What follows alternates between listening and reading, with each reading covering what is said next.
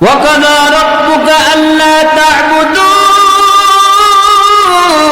إلا إياه আল্লাহ তাআলা বলে বলাম ইবাদত করবি একমাত্র আমি আল্লাহর, অন্য কারো করবা না। কোন আল্লাহ? যে আল্লাহ নিজের পরিচয় নিজেই বলে, আল্লাহু লা ইলাহা ইল্লাহু, তিনি হলেন ওই আল্লাহ যিনি ব্যতীত কোনো মাবুদ নাই। আল হাইয়্যু, যিনি হলেন চিরঞ্জীব, তিনি শুরুতেও আছেন শেষও আছেন, তিনি প্রকাশ্যও আছেন অপ্রকাশ্যও আছেন। হুয়াল আউয়াল ওয়াল আখির ওয়াজ যাহির ওয়াল বাতিন, তিনি শুরুতেও আছেন, তিনি শেষেও থাকবেন, তিনি প্রকাশ্যও আছেন অপ্রকাশ্যও আছেন। তার নাম কি? একদিন দুনিয়ার সব কিছু ধ্বংস হয়ে যাবে। কুল্লু মান আলাইহা ফান ওয়া ইয়াবকা ওয়াজহু রাব্বিকা যুল জালালি ওয়াল ইকরাম। এই আসমানটা একদিন ধ্বংস হয়ে যাবে, এই জমিনটা একদিন ধ্বংস হয়ে যাবে। এই গোলাম, একদিন তুমি আর আমিও থাকবো না।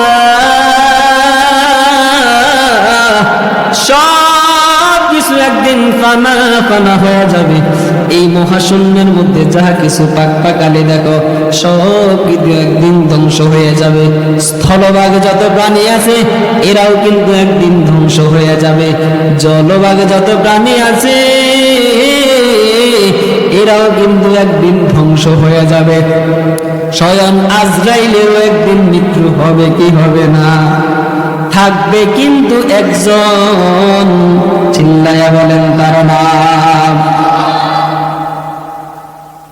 আল্লাহ তাআলা বলে আল্লাহর গোলামি চলবে। মুফাসসিরিনে কেরাম বলে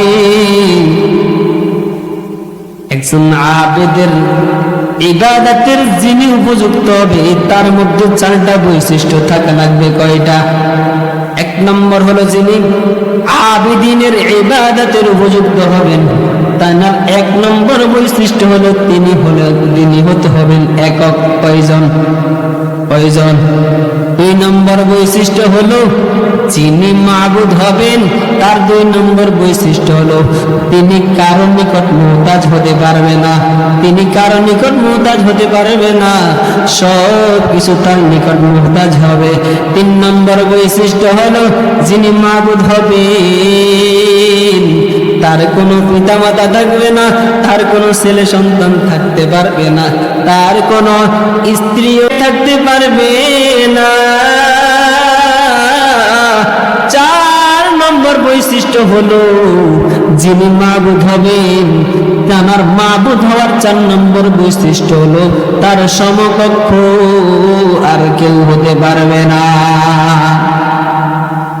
ইমাম কুরতুবী রাহমাতুল্লাহি আলাইহি বলেন এই 4টা বৈশিষ্ট্য যার ভিতরে পাওয়া যাবে তিনি হবেন আবিদিনদের ইবাদতের উপযুক্ত।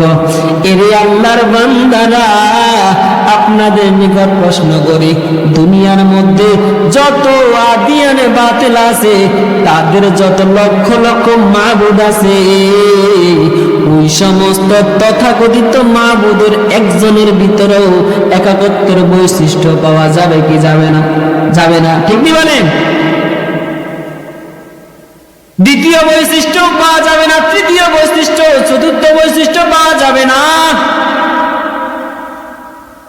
তাহলে 4টা বৈশিষ্ট্য কার ভিতরে পাওয়া যাবে? মক্কার বেঈমানেরা আমার নবীর কাছে আসিয়া বলে, মুহাম্মদ, এত ক্ষুধার দিকে আমরা ডাকি, তারপরও হয় না রে মুহাম্মদ, তুমি ভিন্ন ক্ষুধার দিকে ডাকো। মুহাম্মদ রে, বলো বলো তোমার ক্ষুধার পরিচয়টা কি? নবী চুপ হইয়া গেলেন, কোনো কথা বললেন না। আল্লাহ তাআলা দেখেন কি দেখেন না, জিবরাইল আমিনকে পাঠাই দিলেন, ও জিবরাইল যাও যাও আমার নবীজিকে বেঈমানের আমি আল্লাহর পরিচয়ের ব্যাপারে প্রশ্ন করেছি। জিবরাইল রে, কমপ্লিট একটা সূরা নাযিল করে দিলাম, সূরাতুল ইখলাস। এই সূরাটা আমার নবীর সামনে গিয়া নবীর সামনে পাঠ করা, নবীকে জবাব দেওয়ার জন্য বলে দাও। জিবরাইল আমিন আসিয়া বলে, আসসালামু আলাইকা ইয়া রাসূলুল্লাহ ইয়া হাবিবাল্লাহ, ওগো নবী আমার, আল্লাহর পক্ষ থেকে সালাম গ্রহণ করেন। আল্লাহ তাআলা বেঈমানদের প্রশ্নের জবাব দেওয়ার জন্য আল্লাহ একটা কমপ্লিট সূরা নাযিল করে দিয়েছেন। বেঈমানেরা এক নম্বর প্রশ্ন করেছে, হে মুহাম্মদ তোমার রব কয়জন? আপনি বলে দেন, কুল হুয়াল্লাহু আহাদ। হে মুহাম্মদ আপনি বলে দেন, আমার মালিক নিজের পরিচয় নিজেটা দিয়ে দিয়েছেন, আল্লাহ হলেন কয়জন? কুল হুয়াল্লাহু আহাদ, আল্লাহ বলেন